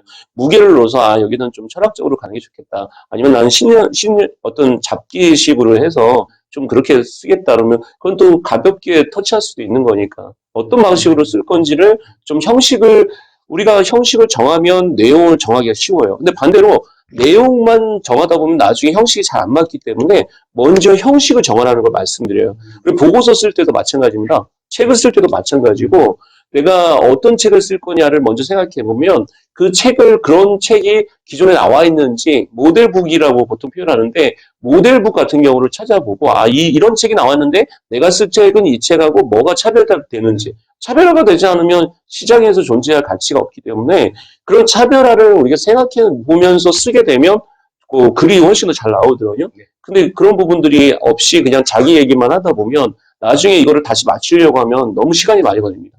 좋습니다. 안 그래도 지금 다음 또 답변으로 바로 넘어가시려나 말려나 이렇게 간당간당 했었는데 중간에 자연스럽게 주제하고 형식을 이렇게 말씀해 주셨고 말씀처럼 이제 내용에 대한 질문을 한번 드려보려고 합니다. 앞에서 이제 글감을 수집하는 방법을 몇 가지 말씀하시긴 하셨지만 글감을 어디서 모으는지와 더불어서 이 글감을 모아도 뼈대를 이제 만들어야 되잖아요. 제대로 된 요리를 하기 위한 뼈대 만드는 방법 이런 것들까지 한번 말씀해 주시면 고맙겠습니다. 저도 유튜브에도 많이 찾아봤어요. 글쓰기 관련된 책들을 보면 그 패턴들이 많이 정해져 있고 유튜브에서도 보면 교수님들이 많이 이렇게 글쓰기 관련된 부분들을 이야기하셨더라고요. 근데 실제 그분들이 어떻게 보면 어떤 글들을 썼는지는 다 문학적 글쓰기라는 게 있고 또 비즈니스 글쓰기라는 게 있으니까 내가 필요한 글이 어떤 글이냐에 따라서 달라질 것 같아요. 그래서 우선 그 글을 어떤 식으로 쓰냐, 내용적인 측면에서 쓰실 때 내가 갖고 있는 형식이 어떤 글인지를 먼저 좀 생각해보고 그 다음에 그릇을 생각하면 내가 양을 좀 만들기가 쉽더라고요. 그래서 우선 내가 몇 페이지 써야 되는지를 먼저 정해놓고 쓰시는 게 좋아요. 그러니까 제가 지금 글을 쓰는데도 요번에 이제 글을 쓴다 그러면 저는 이 글을 어떤 식으로 쓸까 해서 구조부터 먼저 만들어요. 예를 들면 요번에 이제 쓰는 게 나의 인생을 좀 되돌아보는 글을 쓰는데 한 구조를 크게 덩어리로 한 4가지 덩어리를 쓰자. 첫 번째는 회상하는 부분을 쓰고 두 번째는 성장했던 부분 쓰고 성찰했던 부분 쓰고 마지막에 어떻게 보면 이 마무리하는 좀 이런 부분으로 쓰자. 그래서 정리를 쭉 해보는 거거든요. 그리고 이 회상할 때 제일 먼저 뭐를 시작할까? 인간은 기억에서 시작해서 기억으로 끝난다. 요 첫 문장을 먼저 정해요. 글을 쓸 때 좋은 방법 중에 하나가 첫 문장을 정하면 그때서부터 되게 좋은 것 같아요. 내가 어떻게 시작할지를 먼저 생각하면 그 다음에 이제 꼬리를 물고 꼬리를 물기가 쉽더라고요. 그래서 구조를 먼저 정하고 나서 그 다음에 글을 쓰시는 게 나중에 헤매지 않고 우리가 가는데 목차를 정하지 않고 쓰는 사람들이 많아요. 인덱스를 정하지 않고 쓰시면 나중에 뭐가 문제가 되냐면 시간이 많이 소모가 돼요. 초보들이 잘못하는 것 중에 하나가 처음에는 확산적 사고를 해가지고 막 그냥 이것저것 적었고 나중에 때려 넣어라 그러는데 때려 넣으면요 나중에 정리가 안 돼요. 그래서 오히려 구조를 먼저 만들어 놓고 그 구조 안에 내가 몇 페이지 정도를 쓸 것인가를 생각하고 그걸 실제 써 나가면서 조금씩 계속 절차 탁마라는 거를 쓰시면 좋아요. 절차 탁마라는 게 뭐냐면 절이라는 게 기본적으로 이걸 끊어내는 거니까 문장을 좀 길게 쓰는 것보다 저는 한 줄 반이라는 게 중요하다고 봐요. 그러니까 A4 용지로 여러분들 이렇게 한글 워드로 치면 한 줄 반 정도 되면 무조건 끊으세요. 보통 3줄, 4줄 쓰는 사람도 있거든요. 문장이 되게 만연체가 돼버려요. 근데 한 줄, 2줄 돼서 끊으면 이게 문장 자체가 짧으니까 훨씬 더 이 문장이 훨씬 더 담백해질 가능성이 높습니다. 그래서 한 줄 반이라는 거 꼭 기억하세요. 한 줄 반만 기억하시면 글이 되게 단순해지고 간명해질 수 있어요. 짧으면 우선 이야기가 길지 않으니까 훨씬 더 잘 들어와요. 이제 이렇게 구조를 만들고 이제 내용을 채우고 나면 이제 기승전결을 완결된 글을 이렇게 쓰지 않습니까? 저는 이제 이런 다이어리에 쓰거나 일기장에다 썼다가 그걸 또 SNS로나 뭐 블로그에 먼저 올리기도 하고 요즘은 좀 잘 안 올리기도 하더라고요. 책 쓰다 보니까 나중에 쓴 걸 올리기도 하는데요. 완전히 이제 완성도를 높일 때 마지막 작업은 어떻게 하시는지 그것도 궁금합니다. 그러니까 크게 3가지 작업을 하시는 게 좋은데 첫 번째 이제 아이디어 차원에서 하느냐 아니면 제목이 정하고 어느 정도 이제 가느냐에 다른데 저는 이제 아이디어 차원에서는 이렇게 보통 기자분들이 많이 쓰시는 거거든요. 이거는 이제 그때 이제 생각날 때마다 손으로 정리를 해보는 거예요. 손으로 이렇게 막 정리를 해서 낙서식으로 하는 방식이에요. 이거는 그러니까 아예 선이 없는 걸로 해서 그냥 낙서하는 방식으로 좋습니다. 이게 물론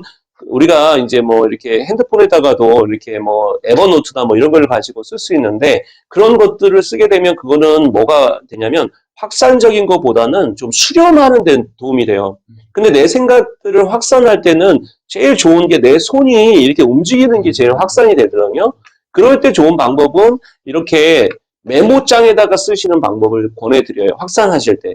이거는 아이디어를 좀 찾고 찍고 아이디어를 만들 때 쓰는 방식이에요. 이게 이제 좀 이 작업이 끝났다. 그러면 이제 본격적으로 집필을 할 때 좋은 방법 중에 하나가 저는 이제 노트를 이제 줄친 거를 하셔서 이렇게 이름을 붙여요. 아, 요거는 뭐 로마드 크롭에서 이렇게 내가 쓰는 글이다. 그러면 글을 쓰고 그때서부터 아, 뭐 이렇게 그냥 적어보는 거예요. 여기다 먼저 적은 다음 요걸 이렇게 목차를 정했잖아요. 지금 아까 말씀하셨던 목차를 정했잖아요.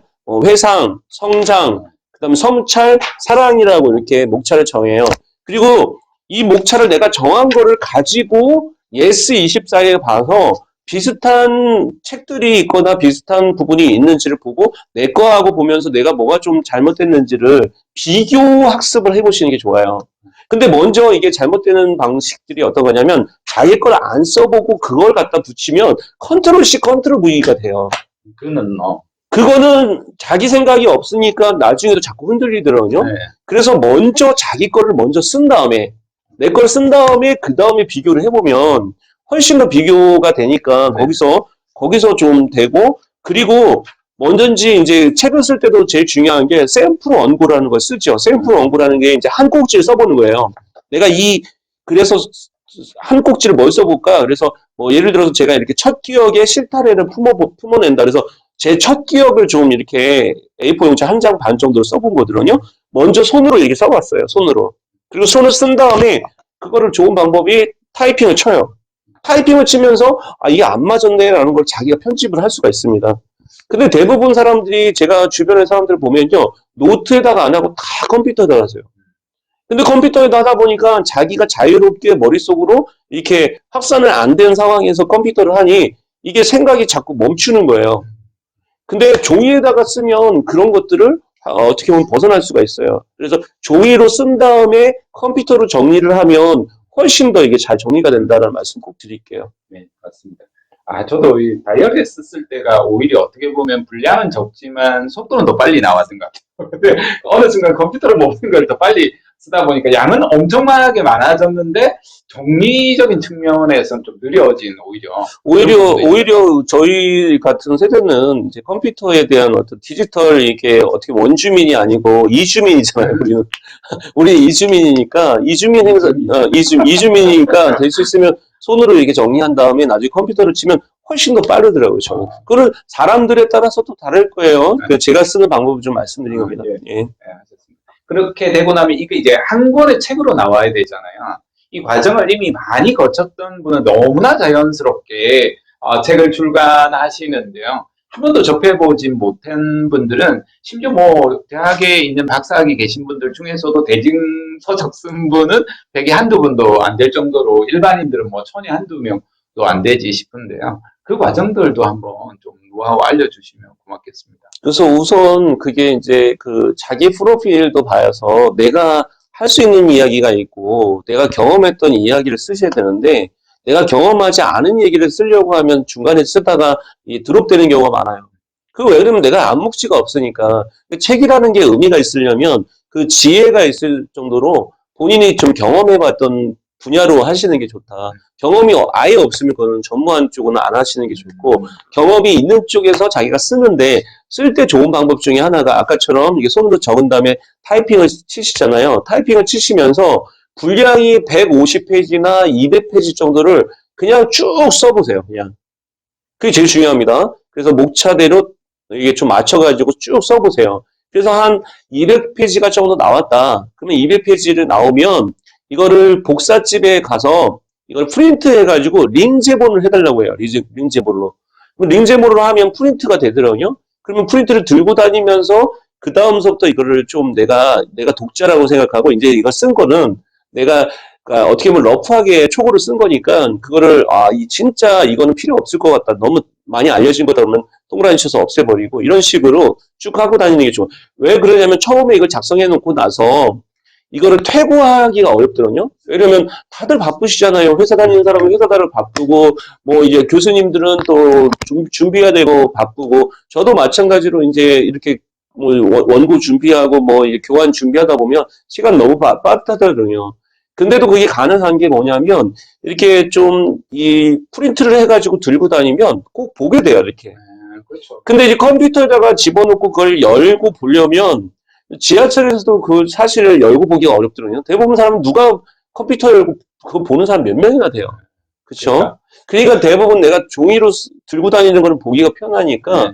종이로 반드시 프린트를 하고 들고 가면 그 원고를 태고할 수 있는 시간을 반드시 확보한다. 그러면 태고를 하게 되면 이 문장이 좋아지니까 대부분 사람들이 이거 되게 좋네요. 근데 만일에 내 그 과정이 없이 그냥 내 나름대로 그냥 모니터로만 보면요. 이 맞춤법도 많이 틀리고요. 내용이 되게 엉성해져요. 그래서 그거를 조금 퇴고하는데 객관적으로 하기에는 프린팅을 하는 것이 제일 좋다는 말씀드립니다. 요즘은 책을 저도 쓰는 게 많이 의욕도 많이 떨어지고 역량도 떨어지기도 하고 그런 것도 있고 정말 많이 나올 것 같은 책이 안 나가니까 지구력이 많이 떨어진 그런 부분도 있는데요. 아마 그것이 이제 텍스트 시대에서 영상 시대로 넘어가다 보니까 실제로 이제 책을 읽는 독자들이 많이 줄어들게 되지 않았나 이런 생각이 듭니다. 그래서 책을 하나의 굿즈로까지 이제 보게 된 이런 상황에서 어떻게 하면 책이 좀 더 많이 나가도록 할 수 있을까? 책의 탄생에서부터 마지막까지 제가 한번 감히 여쭤봅니다. 지금은 이제 어떻게 보면 우리가 잘못하는 게 있는데 저자가 내가 이런 얘기를 하니까 이걸 들어라라는 마인드였어요. 근데 이 저자 마인드로는 이제 안 된다. 그거는 스토리텔링의 시대가 이제 지고 있다고 보셔야 돼요. 스토리텔링이라는 것은 스토리를 텔링하는 거니까 화자가 중요한 관점이거든요. 이제는 메타버스의 시대에서는 스토리 리빙의 시대다. 스토리 리빙이라는 것은 뭐냐면 바로 스토리 안에 그들이 살 수 있도록 유튜브가 되는 것도 사실은 뭐냐면 그들이 와서 여기서 살아갈 수 있도록 하게 되더라고요. 그러니까 내가 그냥 유튜브를 하고 그냥 빠지면 그 유튜브는 별로 안 돼요. 그냥 거기서 이제 뭐 실시간으로 해가지고 또 거기서 질문할 수 있고 서로 그 사람의 진 면목을 알게 되더라고요. 사람들 저분이 저런 면에서 저기 대단한 분이었구나라는 걸 알게 되는 거거든요. 우리가 직접 만났을 때 그 저자의 그 아우라를 알게 되잖아요. 그런 것처럼 옛날에는 우리가 직접 만날 수가 없었는데 뭐에서 보냐면 라이브에서 볼 수가 있잖아요. 유튜브 잘 된 사람들을 보면 라이브를 켜가지고 라이브에서 그 진면모를 보여줘요. 그리고 그런 또 영상이 안 올리기도 해요, 일부러. 왜 안 올리냐면 바로 거기서 살아갈 수 있도록 하는 거죠. 그래서 우리가 사실은 지금 스토리텔링으로 책을 쓰시면 안 되고 이제는 책을 쓰더라도 스토리 리빙이 돼서 제가 이제 그 채용 트렌드 2021에서 사람들에게 추천사를 진짜 페이스북에 계신 분도 한 100명 정도 받은 것 같아요. 그때 이제 한 사람 한 줄 한 줄 다 받아가지고 책에다 다 실었더라고요. 근데 나중에 보면요, 그분들이 자기가 자기 거 실렸다고 또 페이스북에도 올려주고, 뭐 유튜브도 올려주고, 뭐도 올려주고. 그러니까 사실은 그게 다 뭐가 된 겁니까? 바로 홍보도 되고 같이 또 살아가는 이야기가 된 거죠. 그거 올리느냐 안 올리냐 그게 뭐 중요합니까 사실? 근데 그게 그냥 소소한 이야기거리가 되는 거예요. 그러니까 그런 것들이 그냥 옛날에는 그냥 나는 내가 좀 정리해서 뭔가 컨텐츠를 던져주면 된다. 스토리텔링 시대였는데 이제는 스토리 리빙의 시대다. 스토리랑 함께 살아가는 거예요. 거기서. 그러니까 거기는 좋은 점도 있을 거고 나쁜 점도 있을 거고 같이 그 안에서 뛰어노는 거죠. 스토리 리딩이 아니라 스토리 리빙이라고. 네, 리빙. 살아가는 거. 같이 살아가는 거죠. 리빙. 그렇구나. 여기에서도 저도 좀 반성이 좀 들었는데요. 저도 유튜브도 그렇고 책도 그렇고 제가 하고 싶은 이야기만 주로 많이 하는데요. 그게 독자분들이 시청자분들이 들어와서 놀 수 있는 놀이터를 만드는 것이 중요하다. 이렇게 말씀해서 제가 별표 이렇게 체크를 했습니다. 어차피 유튜브도 이야기가 나왔으니까요. 그래서 언뜻 드는 생각이 요즘은 텍스트에서 영상이 더 중요해진 시대긴 한데요. 윤코치님은 그 유튜브 속에서 텍스트 글쓰기 영상을 주로 집중적으로 많이 올리시면 훨씬 더 또 색다른 남들이 못하는 그런 공간이 되지 않을까 싶기도 합니다. 그래서 유튜브 채널도 소개 좀 한번 해주시면 감사하겠습니다. 또 책 쓰기 배우고 싶어 하시거나 윤코치님한테 코칭 배우고 싶은 분들한테 도움이 되겠습니다. 제가 이제 윤영돈 코치라는 채널을 지금 운영하고 있고요. 그래서 윤 코치라고 치면 여러 사람이 뜨니까 그렇게 찾으시면 안 되고 윤영돈 코치라고 쳐야지 제 채널로 들어갈 수 있습니다. 여기에 제가 이제 책 쓰기 제목과 관련된 거 어떻게 쓰는지 그런 부분들을 올렸는데 조회수가 굉장히 높게 나오더라고요. 그래서 지금 그 부분도 제가 그 좀 많이 이제 좀 올리려고 저도 노력하고 있고요. 또 많은 분들이 또 댓글로 또 알려주시면 제가 이런 부분들 또 알려드리도록 하겠습니다. 네. 윤코치님은 어떤 포부와 계획을 또 가지고 계신지도 궁금합니다. 지금까지 훨씬 더 많은 분들이 읽어오셨지만 본인의 또 포부와 꿈 어떻게 되시나요? 지금 이제 제가 이제 본격적으로 그 커리어 코칭을 관련된 부분들을 본격적으로 이제 진행을 많이 이제 하려고 해요. 그러니까 그게 이제 제가 갖고 있었던 부분들이 이제 커리어 코칭 관련된 부분들을 이제 민간 자격증은 저희가 이제 발행하고 있는데 그런 부분들을 이제 한국 코치 협회하고의 인증 프로그램까지 같이 연결해 가지고 그러니까 오히려 오시는 분들에게 민간 자격증도 받지만 거기서 또 다른 자격도 같이 이렇게 받을 수 있도록 해주면 훨씬 더 어떻게 보면 일거양득이 생기니까 훨씬 더 좋을 것 같아요. 그래서 그분들을 위해서 그렇게 해줄 것 같고 올해가 제가 이제 만든 그 보나트 카드라는 카드가 10주년이 됐어요. 오, 벌써. 예, 그래서 6월 달에 저희가 컨퍼런스를 지금 할 예정인데 우리 또 교수님도 또 제가 좀 섭외를 해서 저희가 이제 그게 이제 뭐 유튜브가 아니든 뭐 이제 줌이 됐든 화상으로 하든 어떤 방식이든 지금 요 이제 기념으로 좀 할 생각을 갖고 있습니다. 그 카드도 벌써 지금 만든 게 한 10개 정도 만든 것 같고요.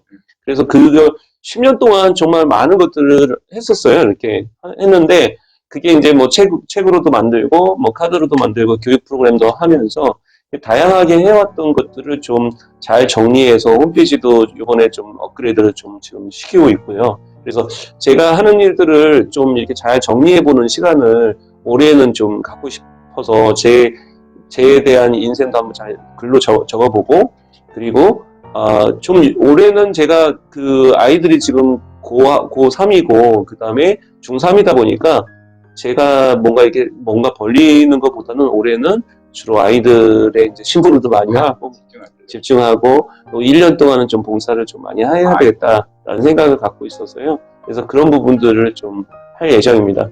좋은 아빠의 모습 반성하고 있습니다. 저는 다 키워서 했고요. 마지막으로 혹시 꼭 못다 했던 이야기나 하고 싶은 이야기가 있다면 마무리 이것을 끝까지 하신 분이에게 또 따뜻한 위로가 될 것 같습니다. 그래서 우리가 그 보통 끝을 보고 가지 않는 것 같아요. 근데 이제 커리어 코칭에서도 제일 중요한 게 당신은 어떤 사람으로 기억되고 싶은가. 그래서 내가 죽을 때에 어떤 모습이었으면 좋을까를 지금 좀 생각해보면서 살면 훨씬 더 후회 없는 삶이 될 것 같아요. 저는 지금 살아가는 거 정말 행복하고 제가 하는 일을 선택해서 여기까지 온 것도 너무 좋고요. 그리고 제가 살아가면서 제가 책임져야 될 부분이 뭔가 이런 부분들도 좀 많이 생각해보고 반성하고 있어서 아마 올해도 여러분들에게도 꼭 하나 질문을 해보셔야 될 게 나는 어떤 사람으로 기억되기를 원하는가 이 부분을 한번 좀 질문해 보시고 거기에 맞게 내 삶을 또 재편해 보시면 아마 좋은 성장이 되지 않을까라는 생각이 듭니다.